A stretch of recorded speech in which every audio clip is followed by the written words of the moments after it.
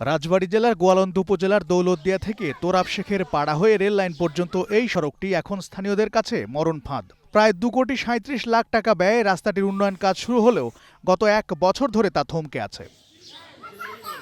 অভিযোগ রয়েছে, messrs জাকাউল্লাহ brothers নামে ঠিকাদারি প্রতিষ্ঠানের কাছ থেকে কাজটি কিনে নিয়ে সালাউদ্দিন চৌধুরী নামের এক ব্যক্তি কাজ শুরু করেন, কিন্তু পুরাতন রাস্তা খুঁড়ে উধাও হয়ে যান তিনি। এ রাস্তা দিয়ে এখন কোনো ভ্যান রিক্সা তো দূরের কথা, একটা সাইকেল চালানোও দায়।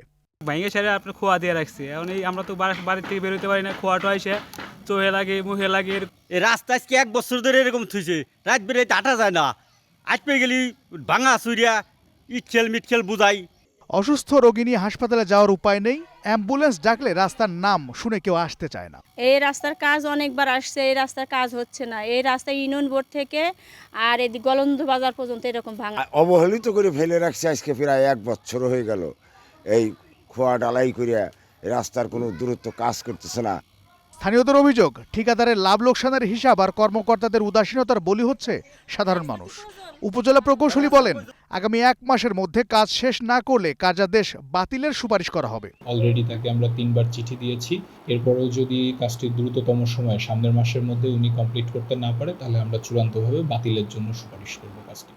দ্রুত প্রকল্পের কাজ শেষ করে এলাকাবাসীর চলাচলের পথ সুগম করবে কর্তৃপক্ষ, এমনটাই প্রত্যাশা ভুক্তভোগীদের। জাফর আহমেদ শিমুল, গ্রিন নিউজ ডেস্ক।